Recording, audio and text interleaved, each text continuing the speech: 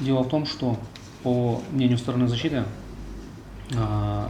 надзорным ведомством, а именно прокуратурой Жамбылской области, не были согласованы процессуальные решения органа следствия в части прекращения уголовного преследования в отношении Абильдаева по статье 190, часть 4, пункт 2. Дело в том, что следователь вынес постановление самостоятельно. У нас есть требования Уголовно-процессуального закона, 288 289 статья, где говорится, что если в отношении отдельных лиц выносится постановление о прекращении уголовного преследования, то данные процессуальные решения должны в обязательном порядке быть утверждены, согласованы надзирающим прокурором. В нашем случае орган следствия этого не сделал. При этом прокуратура согласовала другое процессуальное решение по статье 371 части 2, где в отношении Абильдаева было прекращено уголовное преследование по халатности с применением, с освобождением его от ответственности, с учетом того, что сроки истекли для его привлечения к уголовной ответственности по данной норме. Но здесь, уважаемый суд, я хочу обратить внимание, как эта процедура вообще велась. Если уголовное дело было начато у нас в 2023 году, да, в декабре месяце, то орган следствия не спешил, как говорится, да, принимать это решение. Они высчитывали сроки, когда преступление было совершено, это 22 год, оттуда они высчитывали сроки, и выпадало это как раз таки на июль 24 года. И вот они до июля 24 года дотянули, и потом благополучно вместе с прокуратурой вывели, как говорится, из-под удара данное лицо. При этом, уважаемый суд, как ни странно, в суде первой инстанции мы исследовали протокол очной ставки между господином Абильдаевым и Достаевой, где в ходе данного следственного действия, которое было проведено именно по моему ходатайству, через неоднократные жалобы в адрес Генеральной прокуратуры, мы добились этой очной ставки, и Достаева полностью уличила Абильдаева, а именно показала, что он ставил визы на решение суда к исполнению, давал ей поручения и подписывал именно лично он сам с использованием своего ЭЦП, плюс у них дублируются документы на финансовые документы путем еще постановки личной подписи на бумажном носителе. Это все на очной ставке, да, отметила, уличила данное лицо. Но суду первой инстанции данная очная ставка уже была неинтересна. Почему? Потому что, уважаемый суд, у нас по второму эпизоду, который не касался Шаушенова, это 11 ЕРДР, там обвинение строилось в отношении Достаевой по факту поборов и квалифицировали ее действия как мошенничество, что она денежные средства получила обманным путем, да, присвоила и так далее. Но дело в том, что все потерпевшие в суде, когда они пришли, они увидели, что на скамье подсудимых находится не господин Абильдаев, а Достаева, главный бухгалтер. И они все понимали, что она лишь собирала эти денежные средства, и сразу же они отказались от исковых требований в отношении нее и так далее. Ну, если подойти с точки зрения человечности, конечно, это правильно, уважаемый суд. Все это поняли прекрасно, что Абильдаев уведен был от ответственности. Но при этом, уважаемый суд, я хочу отметить, наш эпизод не касается, что по этому ЕРДРу, что когда суд оправдал, там имелись и процессуальные упущения со стороны органа следствия, а именно там не была определена последственность, уважаемый суд. Этот ЕРДР был отдельно зарегистрирован, отдельно расследовался, а потом соединился с основным уголовным делом. Данный ЕРДР 11 относится к компетенции службы экономических расследований, поскольку Достаева она не является субъектом коррупционных уголовных правонарушений. Последственность там не была изменена, они просто соединили и закончили благополучно это дело. И здесь же я хочу дополнить, уважаемый суд, относительно того, что нарушена последственность была. Дело в том, что антикоррупционная служба начала досудебное расследование в декабре 2023 года, и в феврале месяце местная служба по экономическим расследованиям также выявили аналогичные преступления и хотели зарегистрировать в ЕРДР, после чего им стало известно, что данное дело уже зарегистрировано и Достаева с Шаушенова взяты под стражу. И они вынуждены были этот материал перенаправить в антикоррупционную службу. И они там расписали, что действительно это дело относится к их последственности, да, их прерогатива. Но дело в том, что орган уже задержал, они же не могут теперь забрать. И они направляют. И как мне интересно, вот следователь, когда получил их документы, ну, видно же было, в феврале не получают, последственность не изменена. То есть здесь уже подсказка была, измените последственность. Да, в этой части мы допрашивали следователя Сабуржанова, но он говорит, как пояснил суду, он говорит, ну, я последственность не изменял. Почему? Потому что я это дело получил, говорит, в мае месяце уже. До этого расследовал Асанов, следователь, говорит, это все вопросы к нему, говорит, я уже получил дело, и в каком виде передали, в таком виде расследовал. Кроме того, уважаемый суд, у нас есть требования статьи 35, части 4, 36, где говорится, законодатель предписал, что прежде чем применить прекращение за истечением сроков давности, здесь должны учитываться определенные условия.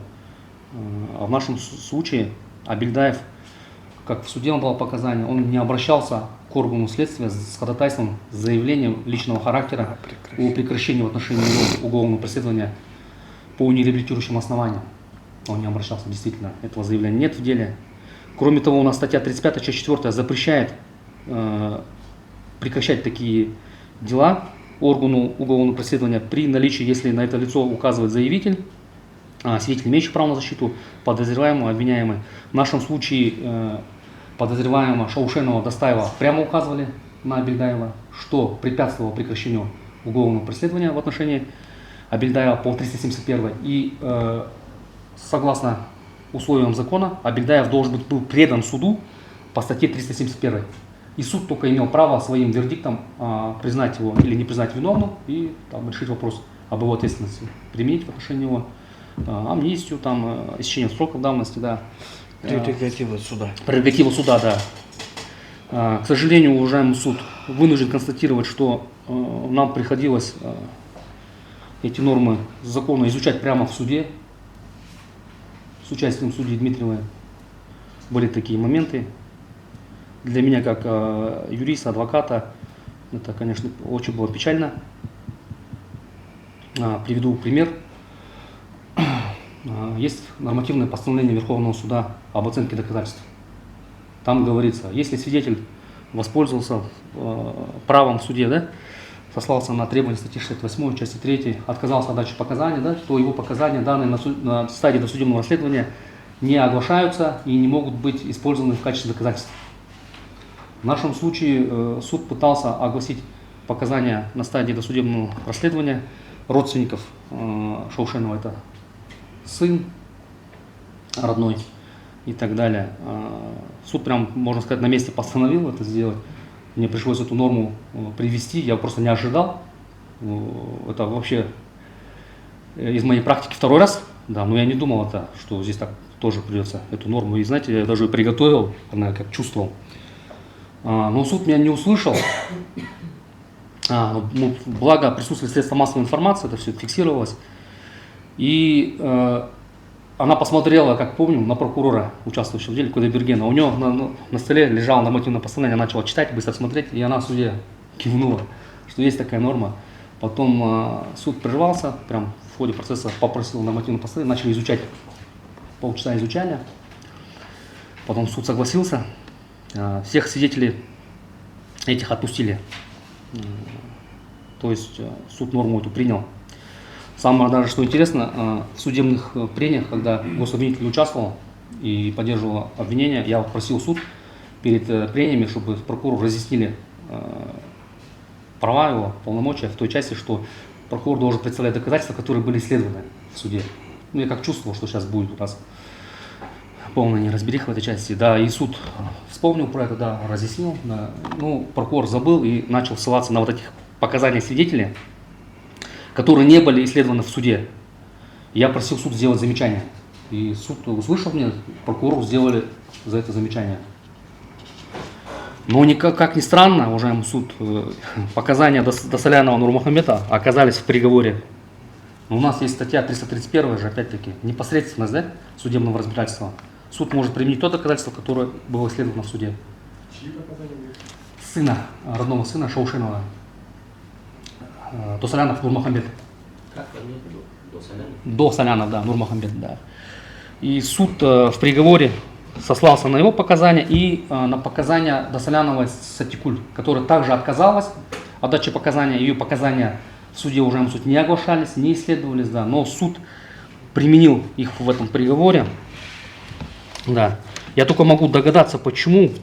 Ведь у нас есть нормативное постановление о судебном приговоре, где говорится, что приговор нельзя построить только на признательных показаниях подсудимых.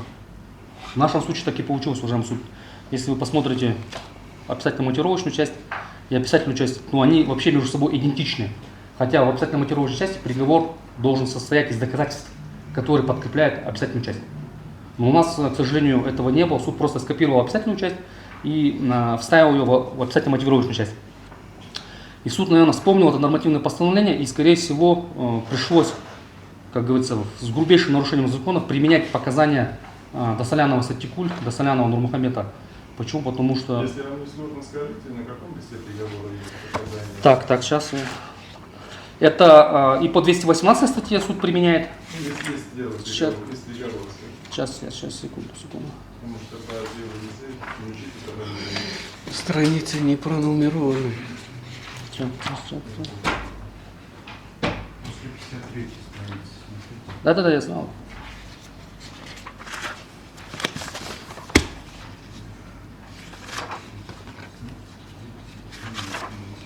Эти ласточки надо было поставить.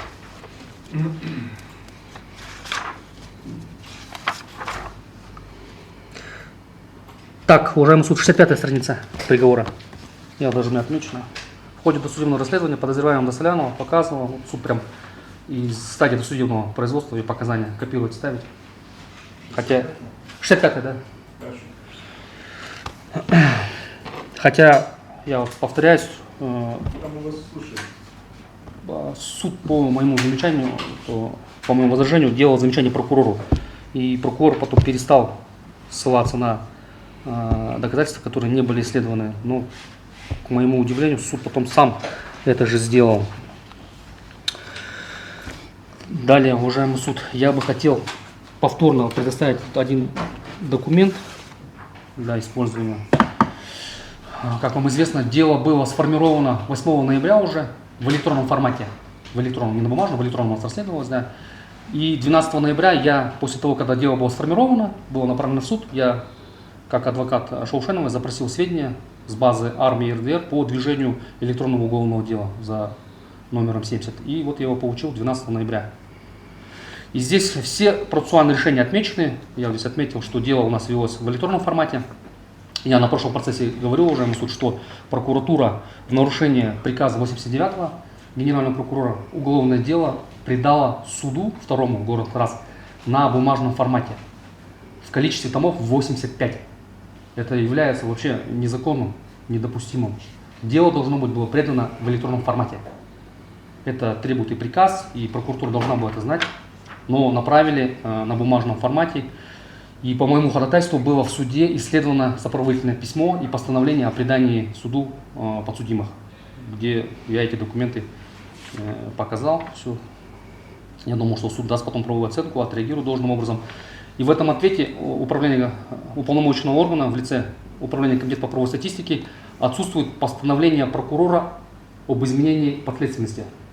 Дело ведется в электронном формате, это постановление должно здесь содержаться в электронном уголовном деле. В этом ответе можно...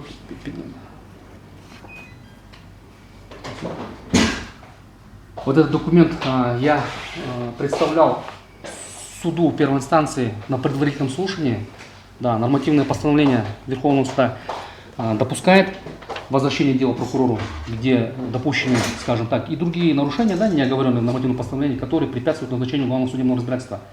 Да, там был еще язык судопроизводства, как я говорил, да, этот документ был представлен. Я думал, что суд вернет прокурору к делу, и прокурор должен был решать вопрос, да, почему дело предано на бумажном формате, почему постановление отсутствует его и так далее. Но суд постановил назначить главное судебное разбирательство, и что суд сам будет устранять эти недостатки следствия. Хотя у нас уголовно-процессуальный закон запрещает, да, устранять недостатки органа досудебного производства. Но получилось как получилось. Так. Уважаемый суд,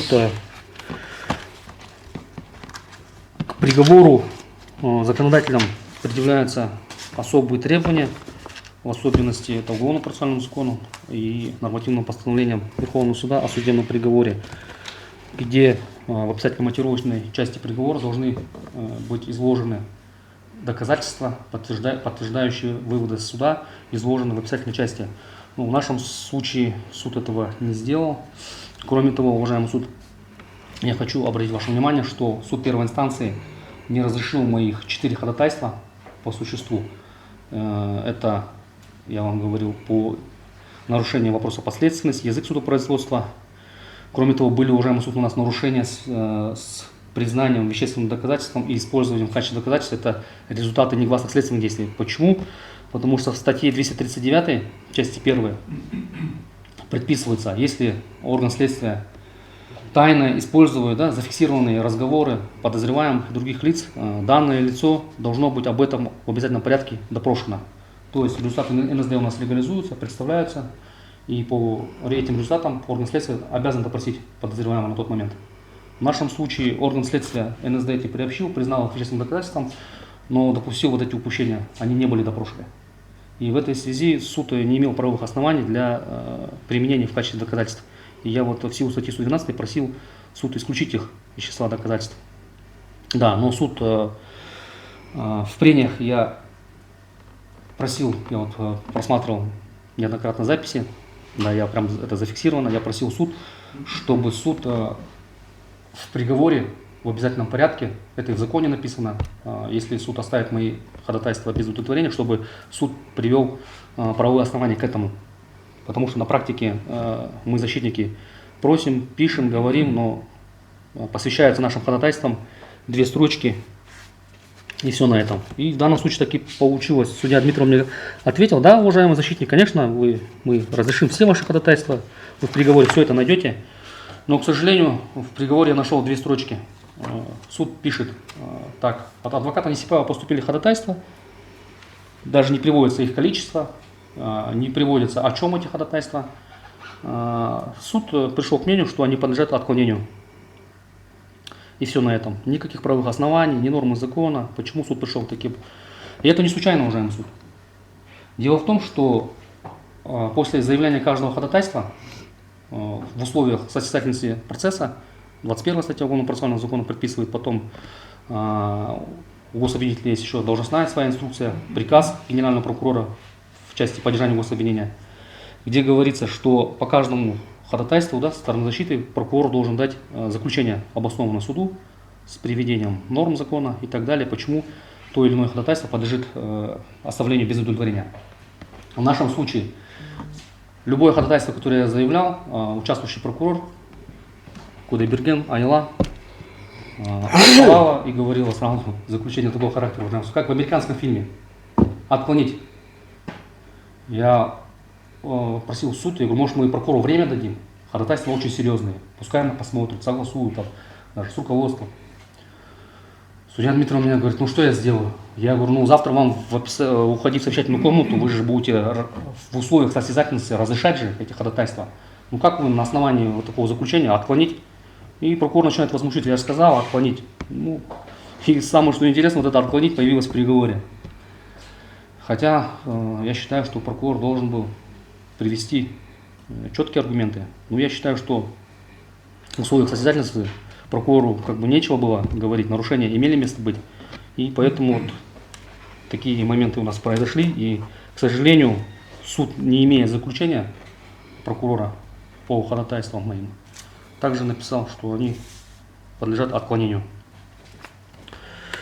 Далее, уважаемый суд, я хочу остановиться на вопросах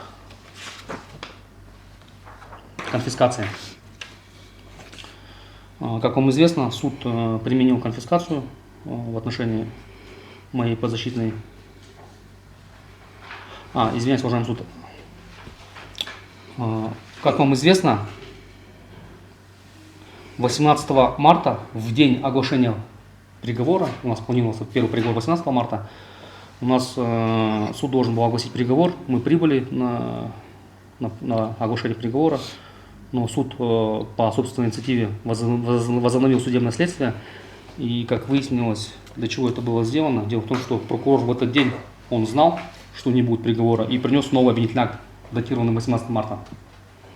Данным обвинительным актом было ухудшено положение моей подзащитной, ей вменено было отягчающий признак, это особо активная роль и так далее. При этом данный отягчающий признак, отягчающее обстоятельство орган следствия не применял, да, но участвующий прокурор он применил и принес его в день оглашения приговора. То есть, по мнению стороны защиты, суд, находясь в совещательной комнате, скорее всего, вел переговоры с органом прокуратуры. Поэтому вот такое у нас совпадение. Прокурор у нас не является же экстрасенсом, уважаемый суд, он не мог предвидеть и прийти с обвинительным актом в день приговора. Я в такое не могу поверить. Но самое страшное, уважаемый суд, что Шаушенова была лишена возможности защищаться от данного обвинительного акта. Почему?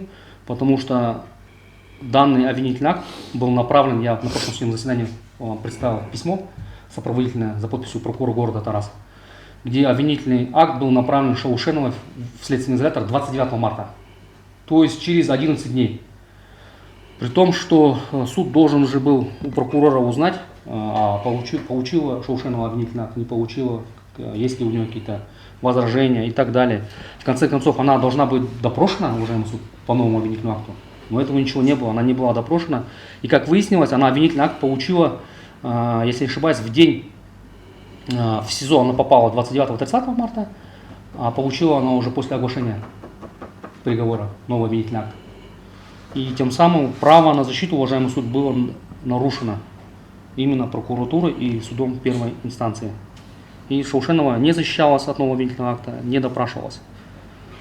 Суд сразу же перешел к судебным прениям, как я говорил, без ее участия, хотя она не отказывалась от участия в судебных прениях, не отказывалась от участия в даче последнего слова, она лишь отказалась участвовать в судебном следствии. В заявлении такие написано в тот день, 3 апреля, она не участвовала в судебном следствии. Почему? Потому что она не хотела слушать вот этот новый обвинительный акт, потому что 18 марта должен был быть приговор, а прокурор принес новый обвинительный акт, это ее возмутило, и вот она отказалась от судебного следствия. После окончания судебного следствия суд должен был выяснить позицию Шаушеновой, имеется ли у нее ходатайство и так далее, нет ли у нее ходатайств дополнить судебное следствие и так далее, после чего мы должны были перейти в стороны судебной прения, и Шаушенова должна была принять участие в судебных прениях, но она не приняла. Почему? Потому что суд не распорядился об этом, и далее ей не предоставлено было последнее слово, что является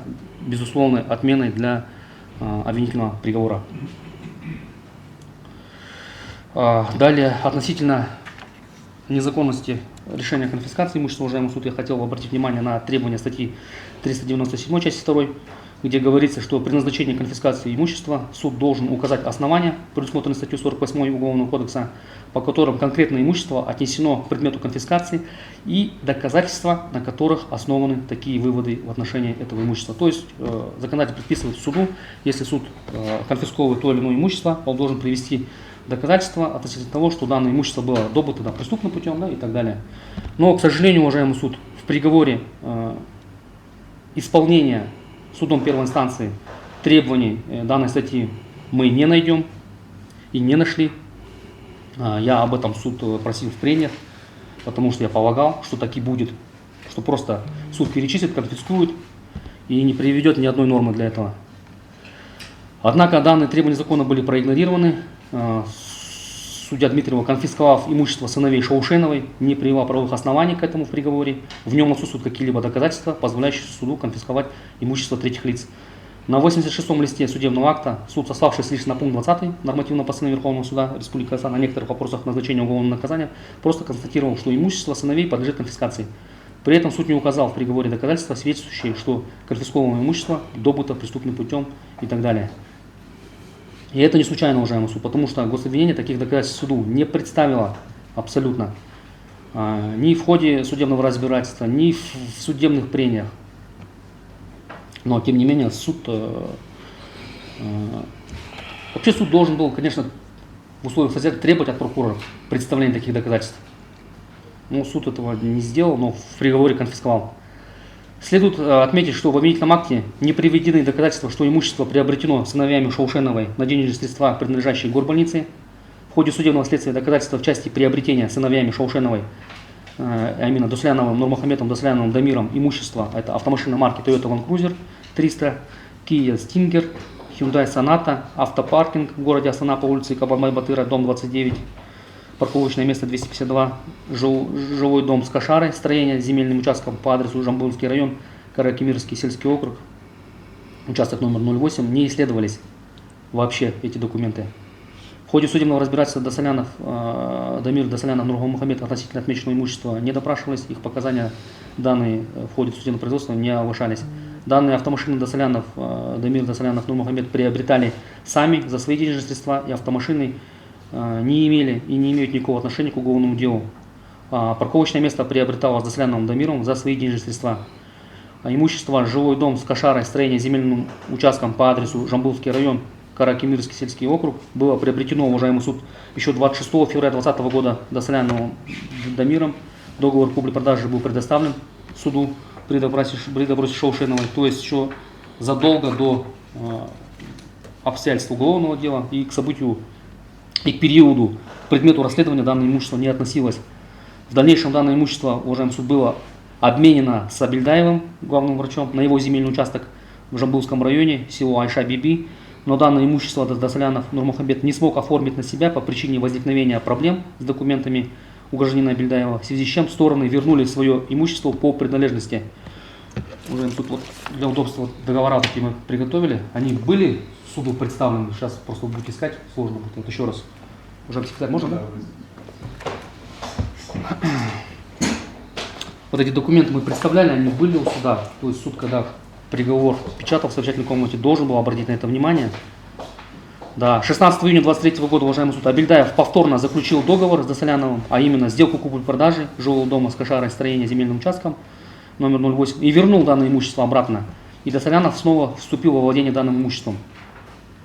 В свою очередь, суд, по нашему мнению, не разобрался с данными документами и отмеченными обстоятельствами дела.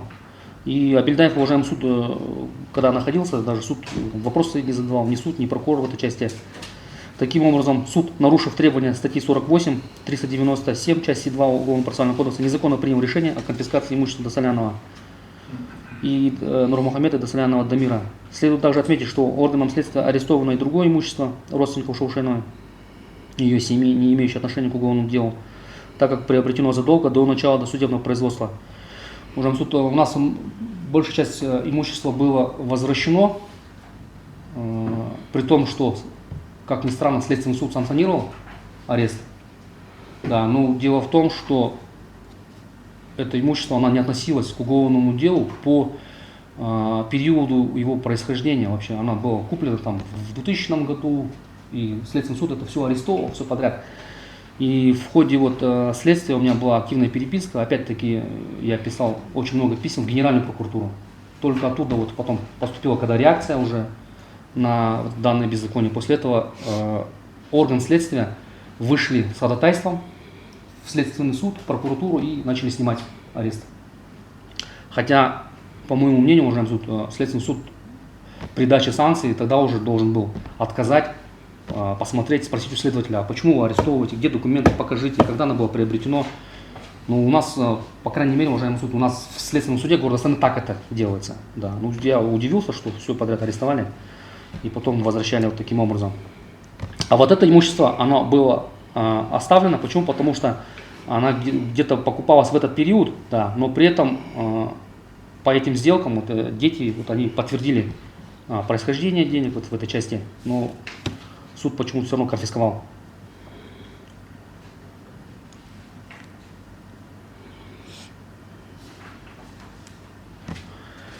Так.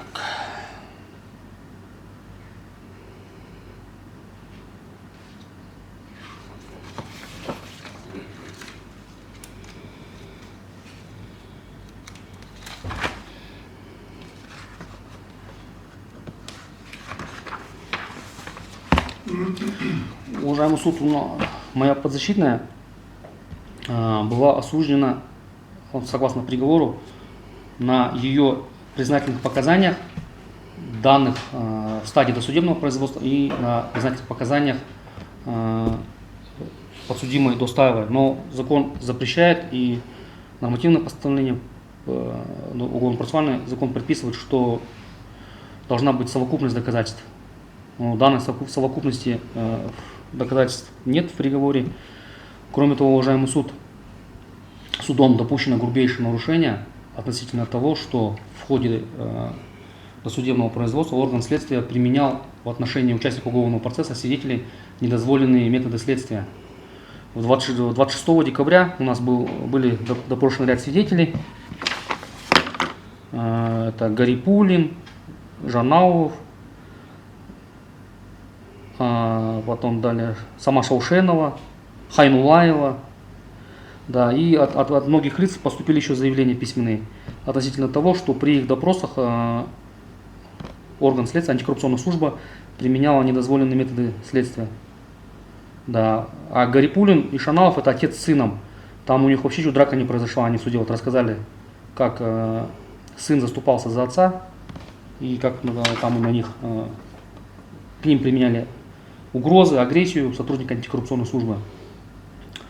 И когда этот факт был установлен, конечно же, я заявил ходатайство суду в устном порядке, сославшись на требования нормативного постановления Верховного суда об оценке доказательств, да, где закреплено, что если суд такие факты, да, устанавливает, суд обязан поручить прокурору, да, участвующему в деле, либо вынести отдельное постановление прокурору города или прокурору области и так далее, чтобы они провели по данному факту проверку и дали мотивированное заключение. Когда вот первые свидетели об этом только заявили, я заявил это ходатайство, но судья Дмитриева мне сказал, что давайте, говорит, закончим, уважаемый защитник, допрос всех свидетелей, чтобы вот так по отдельности я не направлял поручения, всех сразу пропустим, потом установим количество лиц, в отношении кого применялись недозволенные методы следствия, пытки, да, после чего отдельным документом я направлю. Но потом суд отказался это делать. И суд же вынес приговор, и мы в приговоре об этом ничего не нашли. При этом об этих пытках говорила моя подзащитная Шаушенова. Но суд пошел в приговоре на такие манипуляции и указал, что пыток не было. Почему? Потому что Шаушенова допрашивалась в присутствии защитника, коллега, ваш местный, как его фамилия был до этого, до меня? Не помню.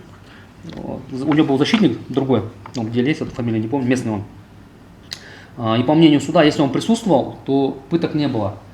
Но в суде Шаушенова она поясняла, каким образом применялись угрозы и так далее. Ее этапировали со следственного изолятора, а адвоката еще не было. И один на один они там разговаривали со следователями, с операми, с оперативными сотрудниками, и они ее принуждали к даче показаний и запугивали ее родственниками, что если она сейчас не подпишет протокол присутствия адвоката и так далее, то будут меры воздействия на ее родственников там, и так далее. Она об этом говорила в суде, но суд, чтобы не направлять данное постановление прокурору, хотя здесь ничего такого сложного нет, это уже такая наработанная практика, суд обязан был это сделать, направить прокурору, и прокурор предоставил ему заключение либо положительное, либо отрицательное. Все на этом. И суд уже мог смело уже исключать вопросы, были пытки или не были, да. Но суд уклонился от исполнения закона, да, и вот таким образом, что интересно, указав, что раз адвокат был, ну адвокат, извините, он приходит уже на участие в следственном действии. До этого, когда ее привезли, она часами там проводит время, потом адвокат покидает антикоррупционную службу, место следственного действия, а его подзащитный же еще остается, пока его этапируют, там все это можно применить.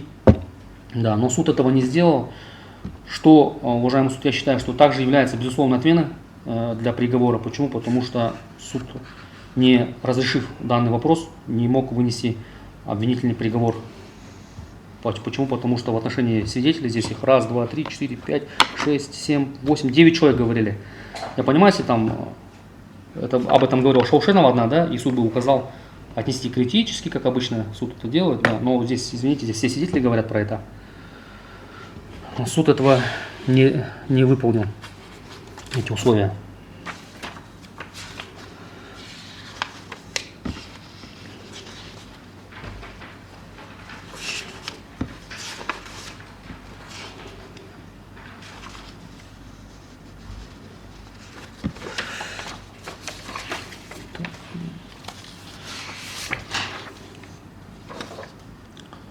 Кроме того, уважаемый суд, моя подзащитная Шаушенова осуждена по статье 218 на основании, уважаемый суд, ее показаний, которые она давала в ходе досудебного расследования. Но там эти показания не были признательными, она ничего не признавала, она просто раскрыла вообще, как, что было, да, она ничего не признавала, да, но суд указал это как признательные показания, что она признала факт совершения статьи 218. И на основании ее показаний она была осуждена по статье 218, при том, что по данному уголовному закону, где она была осуждена, ни одного свидетеля не было в этой части, но суд осудил на основании показаний Шаушеновой.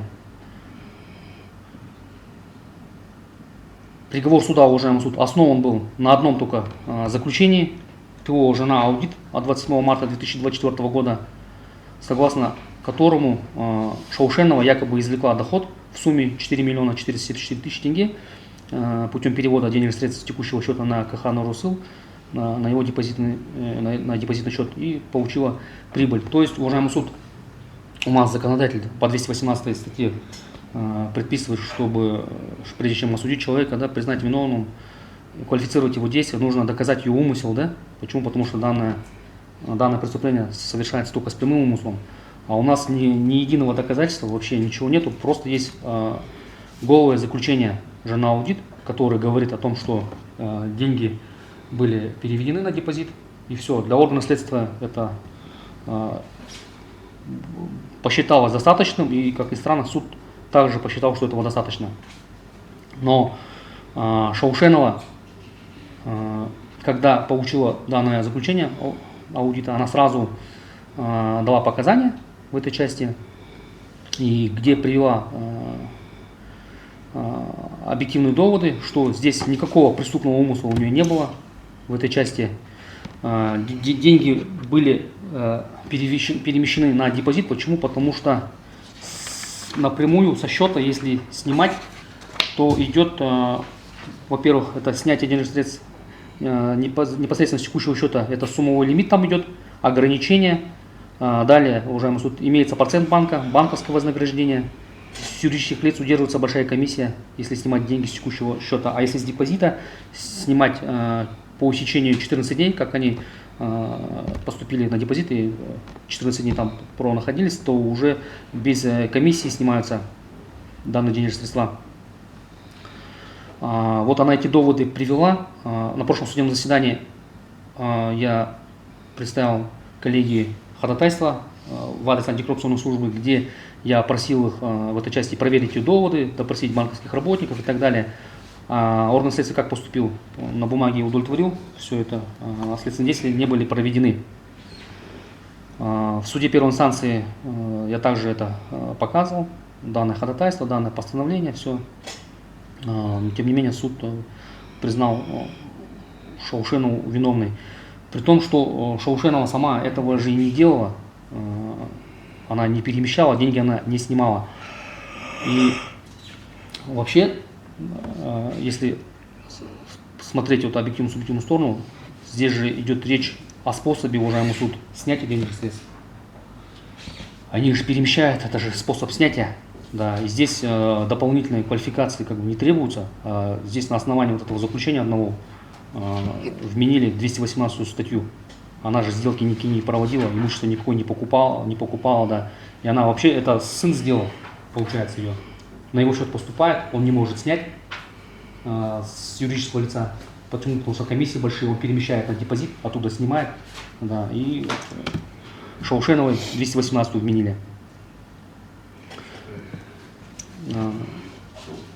Кроме того, уважаемый суд, я на прошлом судебном заседании обращал ваше внимание, мы допросили по моему ходатайству специалиста, жена аудит, и там вскрылись такие обстоятельства дела, что специалист, когда проводил исследование относительно того, что за денежные средства поступили в КХ Нурасыл, он ответил, что я не знаю, откуда эти денежные средства поступили туда, я просто исследовал счет, какая сумма там находилась, а почему не исследовал, потому что орган следствия такой вопрос не поставил.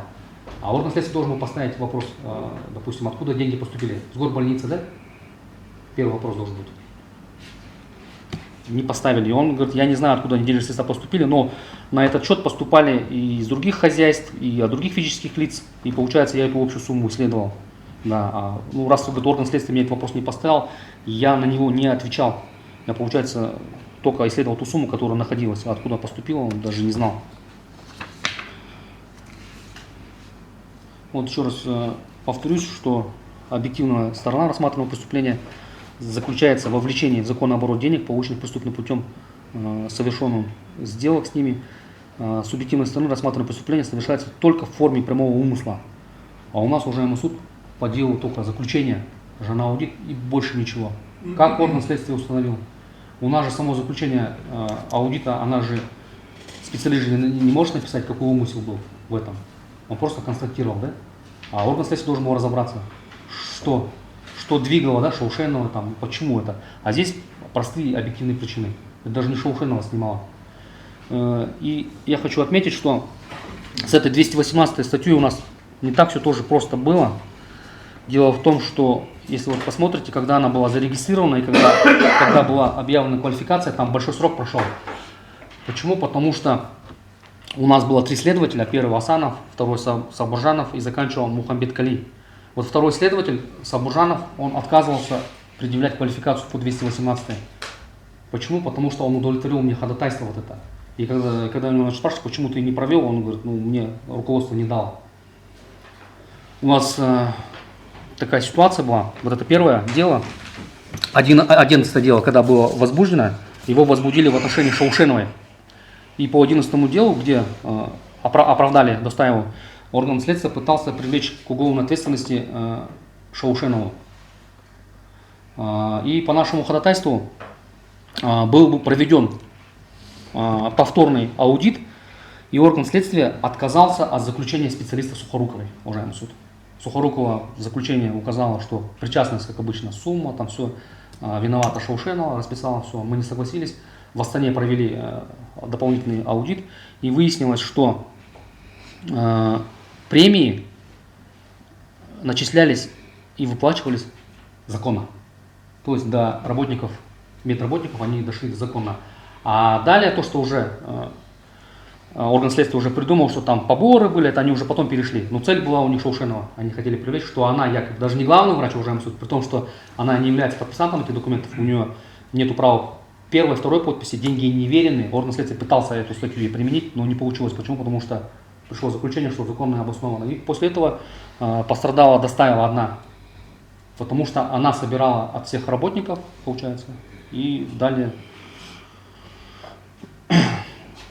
они отказались от своих исковых требований. И данный следователь Сабуржанов, вот он проводил повторный аудит, он пострадал за это. Получается, орган следствия, его руководство хотело, чтобы он применил заключение специалиста Сухоруковой, и все, направить дело, закончить, да. А он провел это все, удовлетворил, получил по 11 делу. После этого его убрали. Я данного следователя не ругаю, наоборот, он молодец в этой части, объективность проявил. И вот он 218-ю, после того, как Шаушенова была допрошена, он не хотел квалифицировать ее действия, потом его поменяли, отстранили. Пришел Мухаммед Кали, и он спокойно 218-ю применил. Мы надеялись, что в суде первой инстанции, как говорится, мы просто с этой статьей быстро разберемся, все, но получилось, что одного заключения специалиста достаточно, и при этом суд еще для подкрепления доводов статьи 218 включил показания Досоляновой Сатикуль, которая в суде не допрашивалась, ее показания не исследовались и так далее. Это было грубейшим нарушением.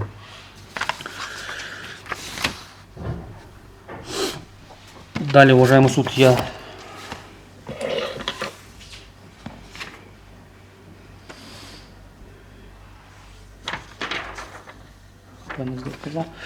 Уважаемый суд, далее я хочу остановиться на частном постановлении. А может, да, протокол еще раз продублирует, краткий протокол. Я к апелляционной жалобу прикладывал по этим датам. Уважаемый секретарь, можно, да? Дата. У нас по требованиям закона, как всем известно, протокол судебного заседания является важнейшим документом. Почему? Потому что на основании данного документа у нас изготавливается приговор суда. При ведении АВФ суд все равно законом и нормативным постановлением обязан ввести краткий протокол.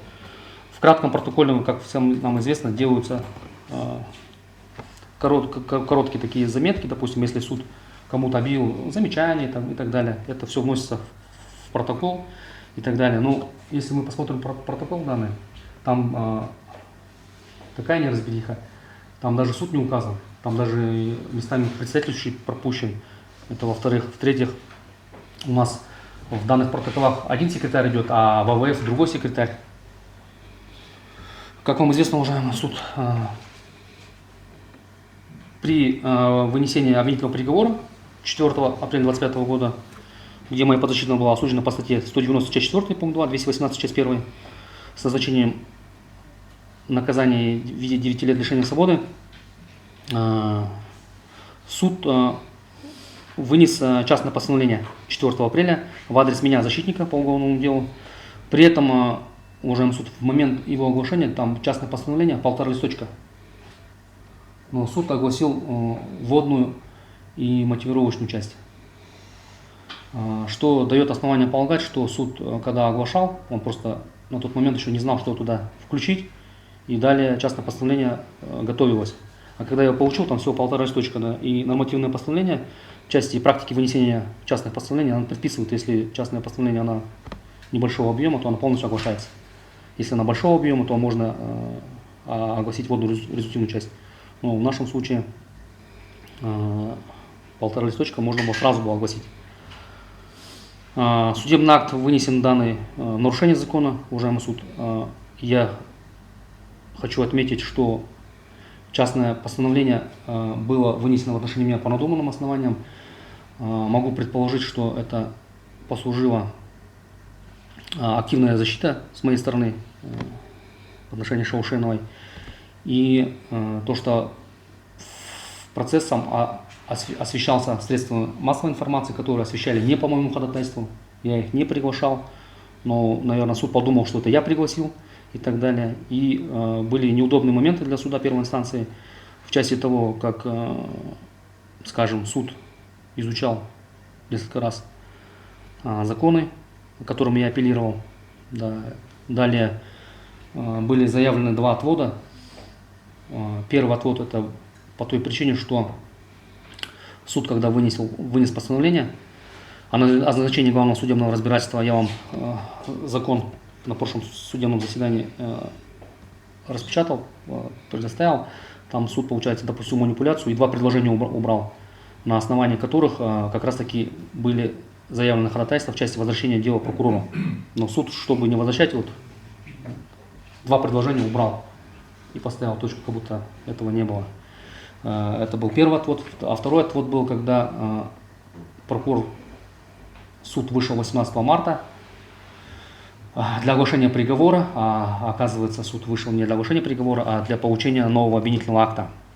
То есть там произошла, суд, получается, как говорится, подыграл прокурору в этой части, и был заявлен отвод. Да, я так думаю, для суда, конечно, это было не очень удобно. В первом случае председатель рассматривал, во втором случае рассматривал коллега, другой судья, и были освещены вот эти все нарушения. Конечно, отвод оставлен без удовлетворения, мы другого и не ждали, да, но тем не менее мы хотели показать, вот, какие нарушения суд допускает, какие незаконные действия, с чем мы столкнулись и так далее. Вот цель была такая. И все это, мне кажется, побудило для вынесения частного постановления. При этом, уважаемый суд, я хочу отметить, что в адрес меня, защитника, замечания судом не выносились, протоколы не вносились. При этом, уважаемый суд, вот по аналогии, если отметить, дважды суд делал замечания именно государственному обвинителю Аяла Кудайберген в первом случае, то, что то есть она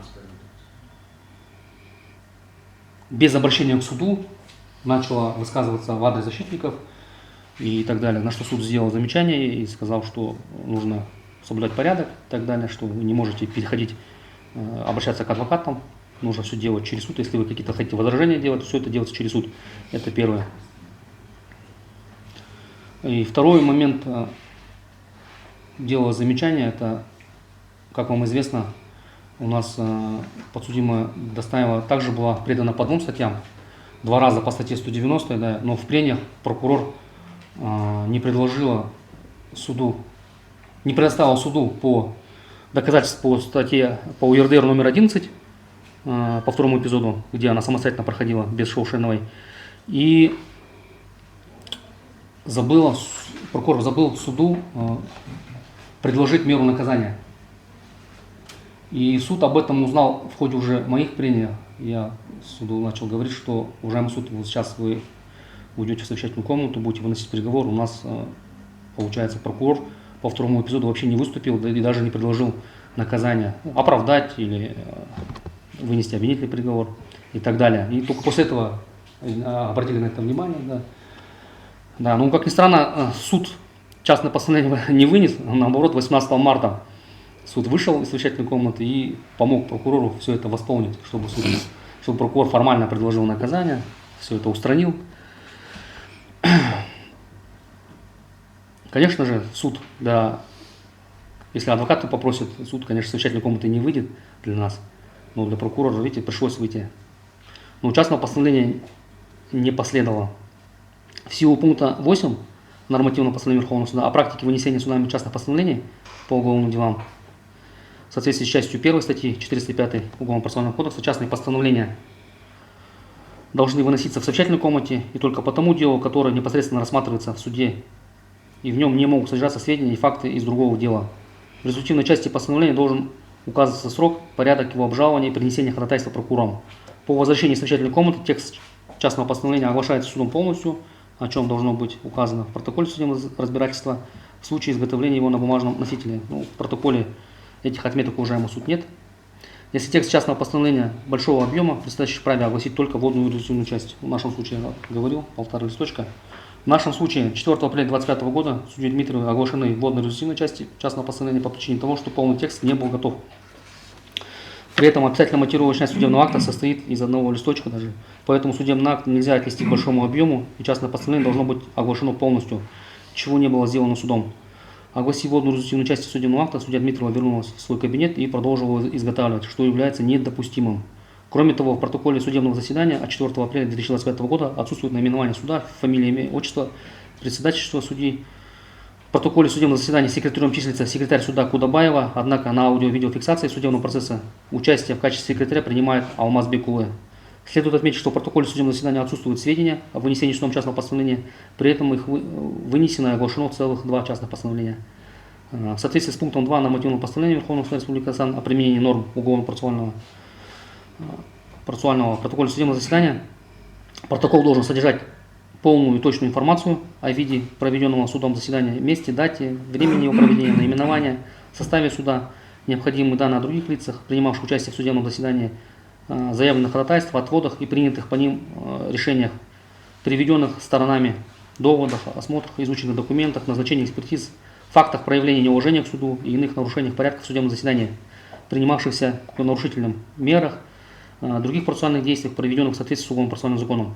В свою очередь, в протоколах судебных заседаний, датированных 26 декабря, 7, 14 марта 2025 года, 3 апреля 2025 года, отсутствуют зафиксированные судом факты проявления неуважения к суду, замечания суда в адрес защитника и так далее. В случае таких нарушений они в обязательном порядке заносятся в протокол судебного заседания. Следует отметить, что в протоколе судебного заседания, датированного 26 декабря 2024 года, отсутствуют сведения о наименовании суда, его составе, фамилии, имя, отчество председательского судьи, фамилии, имя, отчество подсудимых, даже подсудимые отсутствуют в протоколе, фамилия, имущество защитника Несипаева. В протоколе судебного заседания секретарем суда указано Кудабаева, однако в аудиофиксации судебного заседания участие в качестве секретаря принимает секретарь Алмазбек Улы.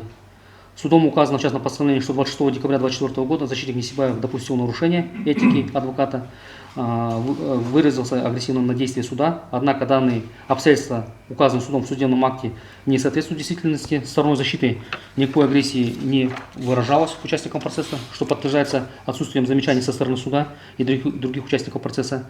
26 декабря 2024 года производился допрос свидетеля Досолянова, сын подсудимый, который, воспользовавшись в суде правом, предусмотренным статьей 78 часть 3, отказался давать показания. Однако суд, нарушая требования статьи 372-377 Уголовно-процессуального кодекса, объявил, что показания свидетеля Досолянова будут оглашены судом. При этом ни сторона обвинения, ни сторона защиты об этом не ходатайствовали. Суд самостоятельно в нарушении требований статей 23, 121, 122 приступил к сбору доказательств вины подсудимой Шаушеновой, что является недопустимым. При этом, согласно пункту 13 нормативного постановления Верховного суда Республики Казахстан о некоторых вопросах оценки доказательств по уголовным делам, при отказе свидетеля от дачи показаний в суде в силу части 3 статьи 78 Уголовно-процессуального кодекса, показания, данные в ходе досудебного расследования, не могут быть оглашены и признаны в качестве доказательств. В указанный день сторона защиты 2-3 раза зачитывала суду требования закона, при этом судья Дмитриева просила повторить ей требования закона, озвучить повторно, так как, вероятно, слышала или столкнулась с этой нормой впервые. После чего гособвинителю даже пришлось передать суду сборник нормативных постановлений Верховного суда, после чего судья Дмитриева приступила к... Адвокат, вы это уже 3 раза повторяете одно и то же. Есть ли необходимость? Если вы считаете, что нужно оспорить частное постановление, трижды нам указывает на те нарушения, которые вы считаете недействительными. Нет, Хорошо. Мы вас услышали. Но одно и то же трижды повторять, наверное, нет необходимости. Как вы думаете? Думаю, да. Ну тогда давайте мы более лаконично выразим свои мысли. Пожалуйста, продолжайте. Вы сначала своими словами сказали, потом зачитали текст, потом еще раз сказали. Мы услышали вас, мы слышим то, что вы говорите. Уважаемый суд, я хочу обратить внимание, что я истребовал АВС и данные записи, которые суд указывает в частном постановлении, я их просмотрел, хотя я знал, что такого не было, я их просмотрел, они у меня, также протокола я истребовал. На что ссылается суд, такого не было.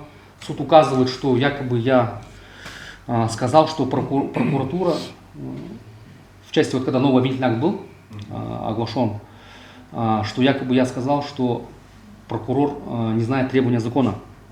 Дело в том, что, уважаемый суд, здесь даже указываю, там были совсем иные обстоятельства, я вот посмотрел видеозапись. Дело в том, что прокурор, когда составлял новый обвинительный акт, он сослался на нормы закона, который предполагает составление отчета. А новый обвинительный акт у нас, там статья 300, 340, новый обвинительный акт, то есть он не те нормы вообще привел. И перед тем, как их огласить, я просил суд, чтобы прокурор исправил это, устранил эти же, это же нарушения же существенные. У нас же не отчет же, у нас дело не с отчетом закончено было, а с обвинительным актом. И чтобы были устранены эти нарушения. Но суд проигнорировал эти данные нормы закона. Но в частном постановлении все это было переиначено, что я сказал, что прокуратура не знает закон. Вы если АВФ просмотрите, там совсем по-другому все. Да. Я прошу, уважаемый суд, частное постановление в адрес меня защитника отменить, поскольку оно вынесено именно по надуманным основаниям и несправедливо со стороны суда.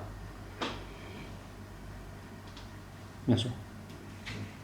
Уважаемые участники процесса, по выступлению адвоката Несибаева, два судебных процесса мы дали возможность изложить доводы, мы, в принципе, сами представляли возможности, говорили о том, что возможность полностью изложить необходимые доводы как по апелляционной жалобе, так и по частному постановлению будет предоставлены. Имеются ли вопросы по выступлению адвоката Несибаева у стороны защиты? Нет вопросов? На каких нарушениях суда вы акцентировали внимание? Добрый день. Да, действительно, сегодня в Жамбылском областном суде в коллегии по уголовным делам уже второе судебное заседание проходит по рассмотрению моих апелляционных жалоб в интересах моей подзащитной Шаушеновой Светы Гимрановны, которая была судом осуждена первой инстанции. Да, на данный приговор суда в установленном законом сроке мною как защитником и самой Шаушеновой поданы апелляционные жалобы. Дело в том, что судом первой инстанции, по нашему мнению, были допущены существенные нарушения при подготовке вынесения приговора. Также были нарушения со стороны органов следствия. Ну, я тезисно остановлюсь, с какими нарушениями мы столкнулись именно со стороны органов следствия.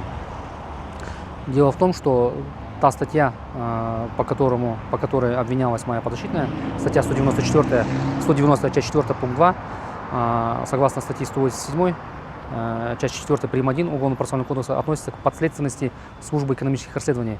Почему? Потому что Шаушенова и второй фигурант, фамилию называть не буду, потому что я интереса не представляю, они не относятся к субъектам уголовных правонарушений.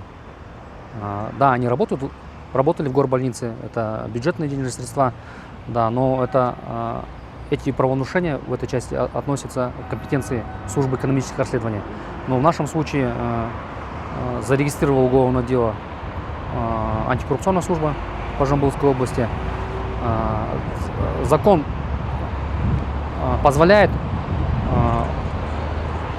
иному, скажем, органу, да, выявить иное преступление, не относящее к компетенции, да, зарегистрировать.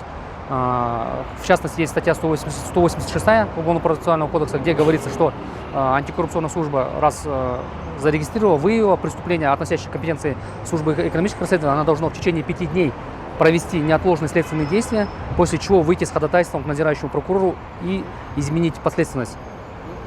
Выйти с ходатайством к прокурору, а именно попросить прокурора оставить это дело антикоррупционной службе, либо передать его по компетенции службы экономических расследований.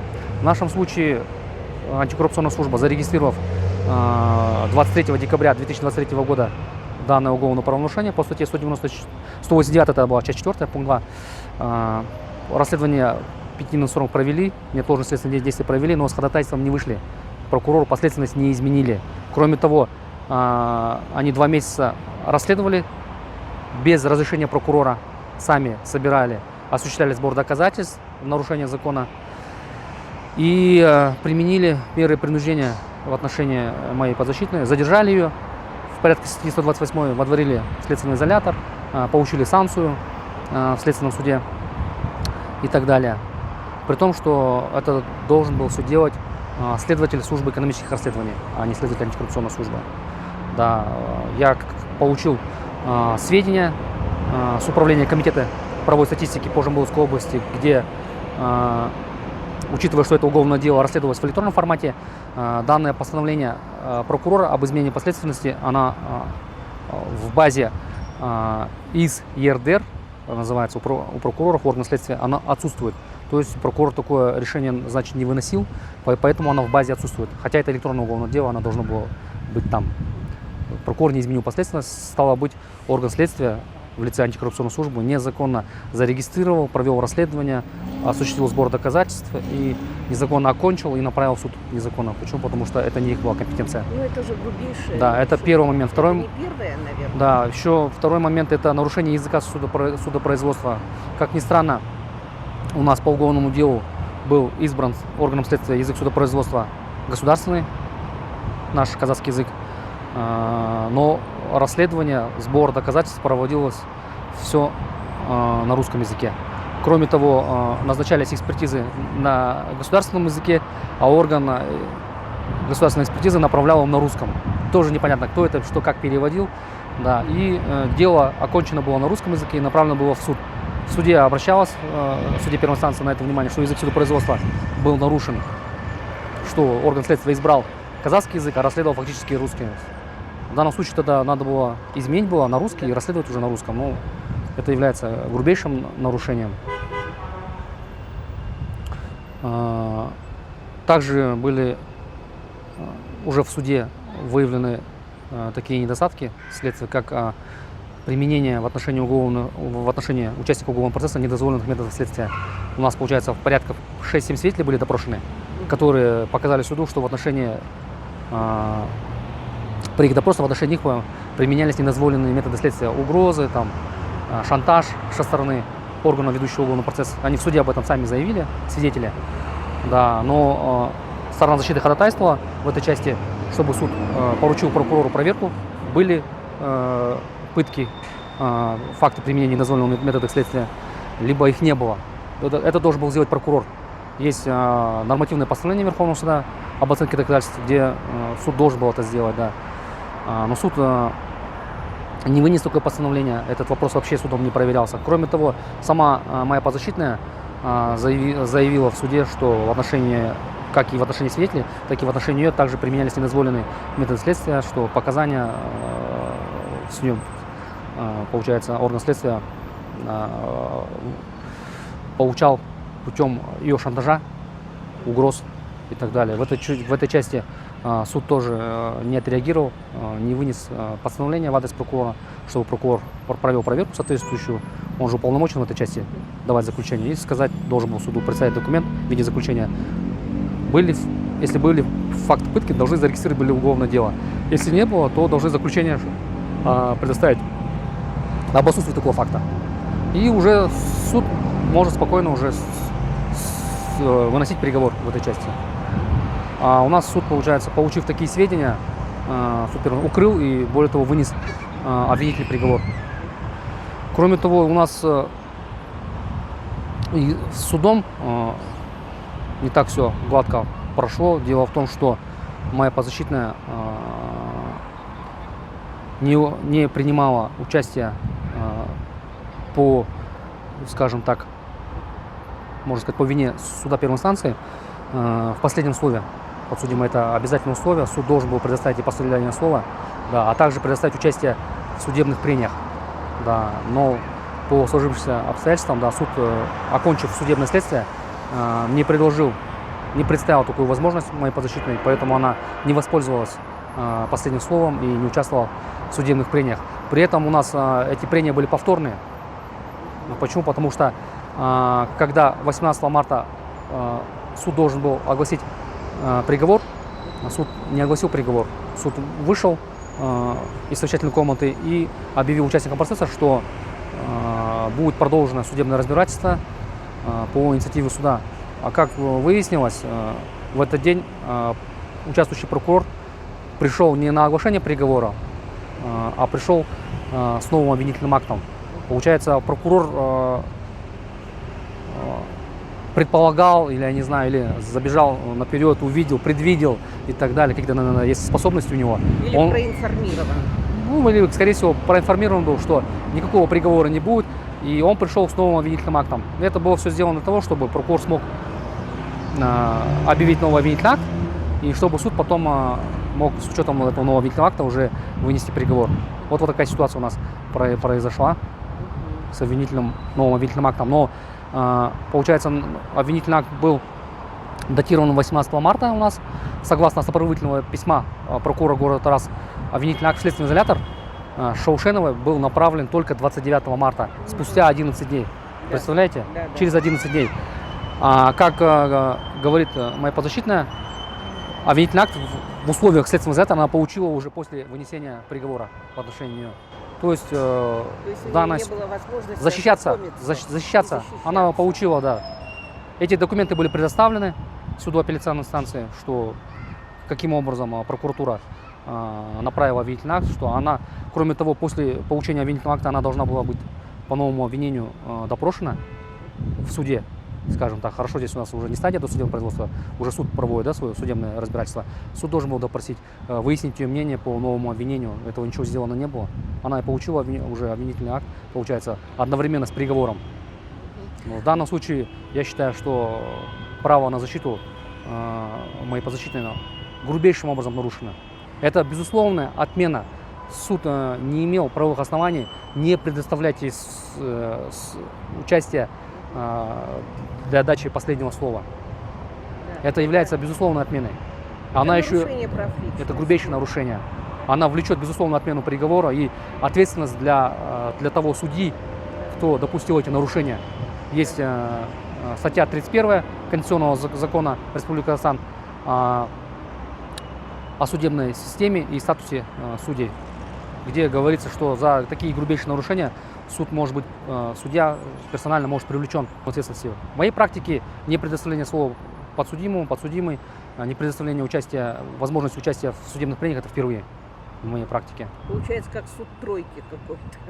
Я не знаю, почему суд это не предоставил. Он должен был.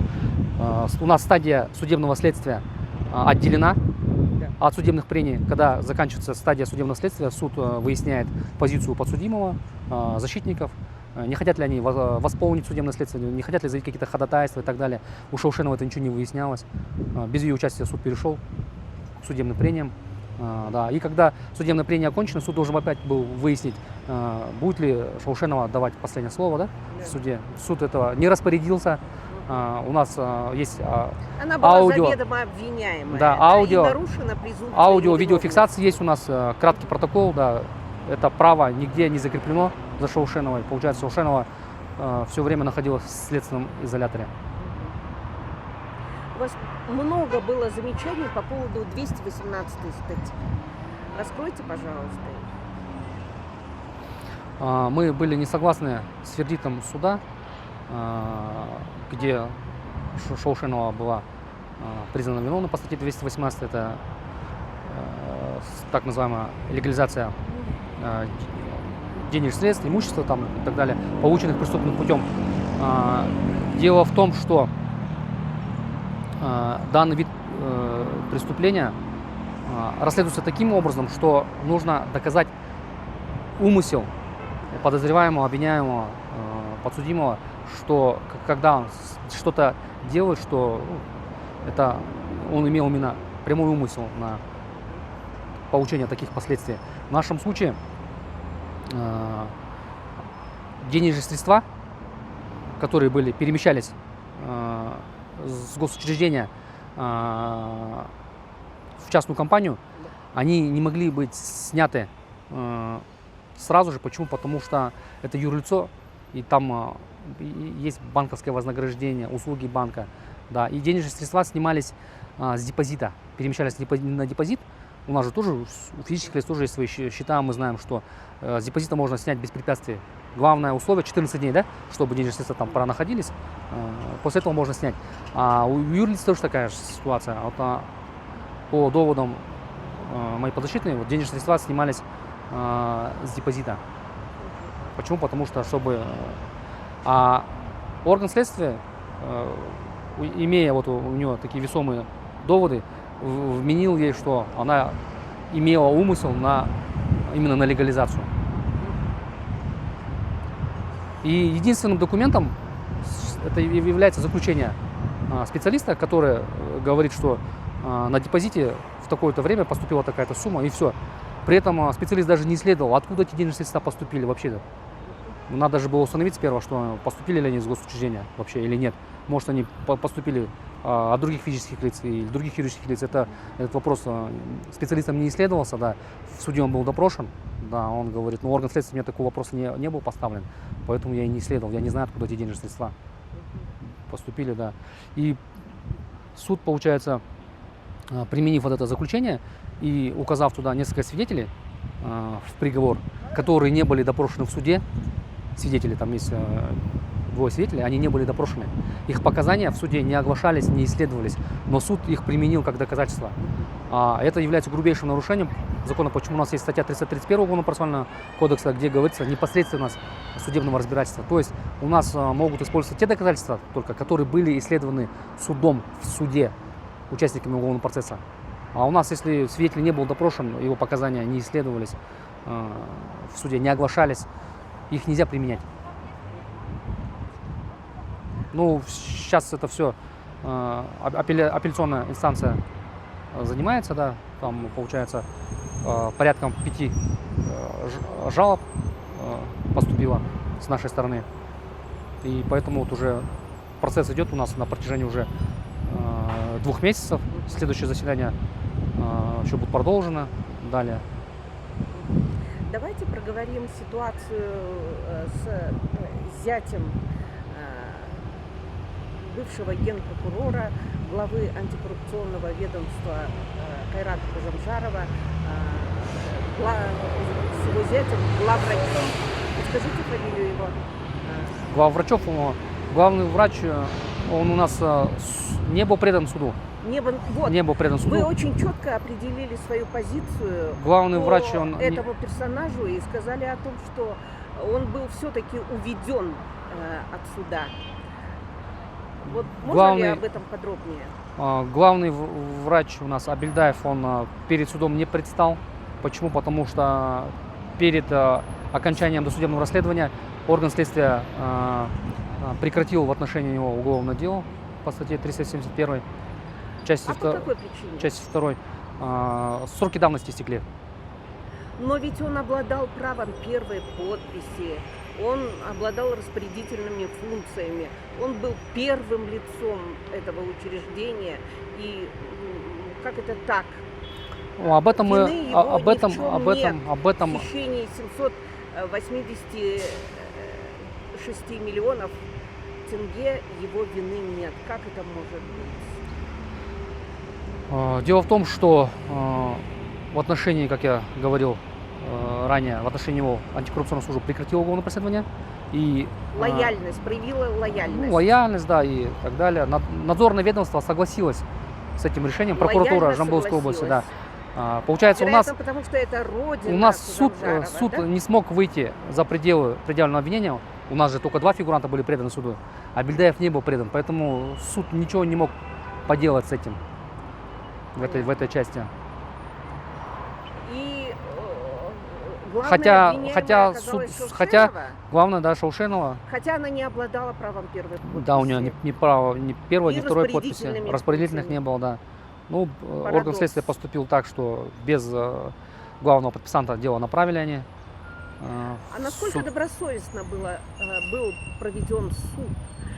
Ведь мы, будучи на процессе, наблюдали за тем, как прокурор Кудайбергенова просто приобщила к делу обвинения следствия, предварительного следствия, и слово в слово практически повторила его.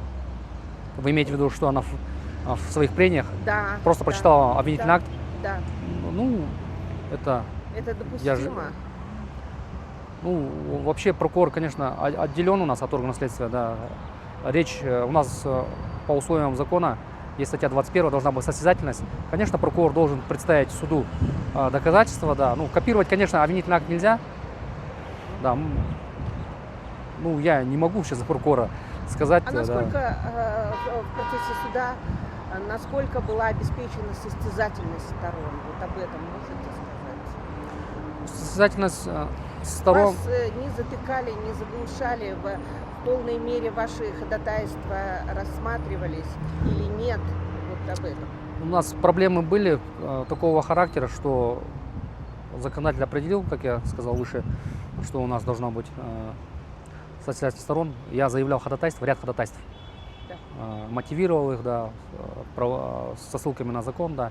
После чего для суда наступает следующая стадия. Прокурор должен дать заключение, Да. в котором должен опровергнуть доводы стороны защиты, да. В нашем случае никаких опровержений не было. Прокурор просто вставал и говорил: прошу отклонить. Да, я, конечно, Без да, аргументации. я делал возражения, замечания Да. в этой части суду, почему прокурор не приводит правовые основания. Завтра все-таки суд же уходит в совещательную комнату, он же должен с чем-то работать же.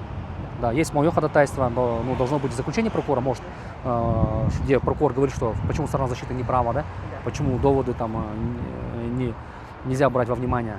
Да, ну, суд, не получив заключения, удалился в совещательную комнату, да, там было порядка 4-5 ходатайств, да, ни по одному ходатайству заключения не было надлежащего, но суд это устроило. А поясните, пожалуйста, частное определение в ваш адрес. Это что было? Жестом мести, жестом постановки вас на свое место, чтобы не высовывался, не дергался? Активная, Что это? я считаю, что Давление это на активная сторону защита была, во-первых. Во-вторых, были заявлены 2 отвода суду. Далее были истребованы сами протокола, краткие протокола Вами. судебного заседания, да, Вами. где отсутствует факт проявления неуважения с моей стороны в отношении суда. Это во-первых. Во-вторых, они должны быть в краткий протокол внесены.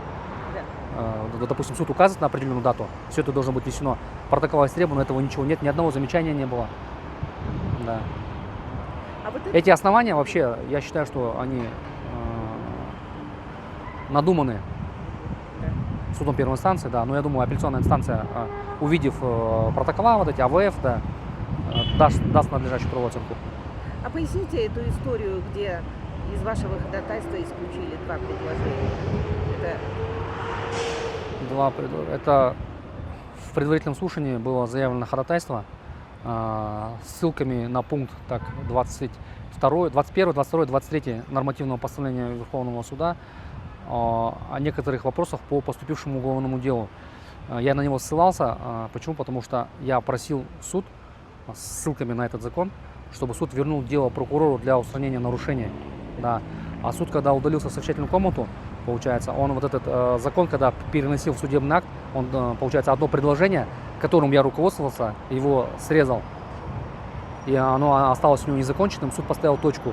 И разъяснил судебный акт, что ходатайство, которое я заявил в части возвращения дела прокурору, она оставлена без удовлетворения. Почему? Потому что в законе нет такой нормы, на которую сослался защитник. И после чего я вынужден был заявить отвод, потому что суд допустил манипуляцию с законом. Ну как можно закон? Жест манипуляции. Закон он должен скопировать полностью и вставлен, да, в судебный акт. А когда там полтекста, как говорится, нет. Знаете, честно говоря, я сам не сразу заметил. Я начал потом сличать, поднимать закон.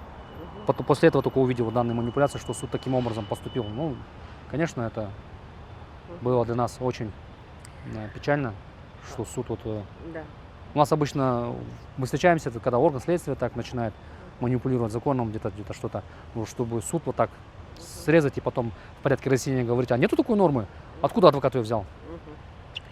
Ну вот у нас вообще по законодательству презумпция невиновности, она должна соблюдаться, она превыше всего.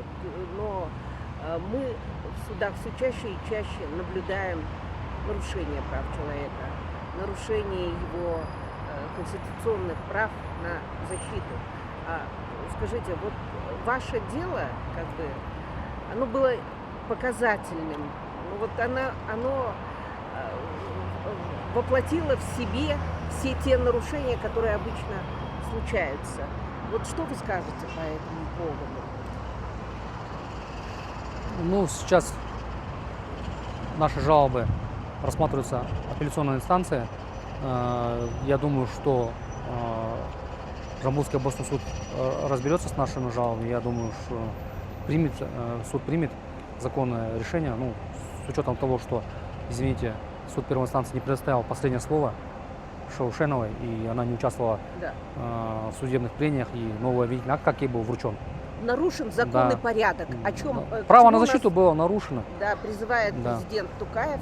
Да. Нарушен закон и порядок. Здесь вообще вопрос стоит о возвращении дела прокурору для устранения нарушения закона. Почему? Я еще пропустил такой момент. У нас уголовное дело было окончено в электронном формате. Да.